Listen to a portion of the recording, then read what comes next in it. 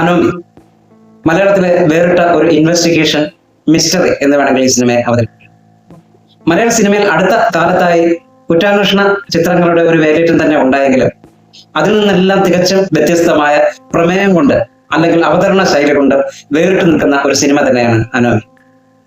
നവാഗതനായ റിയാസ് മാരാത്ത് സംവിധാനം ചെയ്ത ഈ അനോമി പടം ഒരു ലഹരിയോ അല്ലെങ്കിൽ അനാവശ്യ വയലൻസോ ഒന്നും കുത്തി നിറയ്ക്കാതെ മനോഹരമായ ഒരു സിനിമ നമുക്ക് സിനിമാ പ്രേമികൾക്ക് നൽകി. വളരെ ബുദ്ധിപരമായ നീക്കങ്ങളിലൂടെയും ശാസ്ത്രീയമായ അടിത്തറയിലൂടെയും അതിഭാവങ്ങളൊന്നുമില്ലാതെ കഥ പറയുന്ന ഈ ചിത്രം ഒരു ക്ലീൻ ത്രില്ലർ അനുഭവം തന്നെ നമുക്ക് സമ്മാനിക്കും.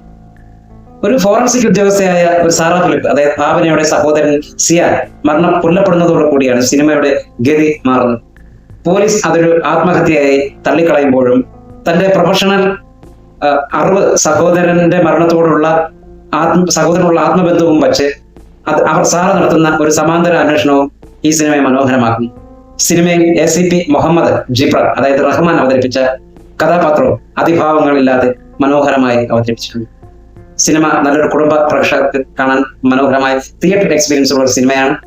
അനാവശ്യമായ വയലൻസുകളോ കുട്ടികളെ വഴിതെറ്റിക്കുന്ന ഒന്നും ഈ സിനിമയിലില്ല. വളരെ നല്ല രീതിയിൽ പോസിറ്റീവായിട്ട് ഈ സിനിമ പറഞ്ഞിട്ടുണ്ട്. നന്ദി.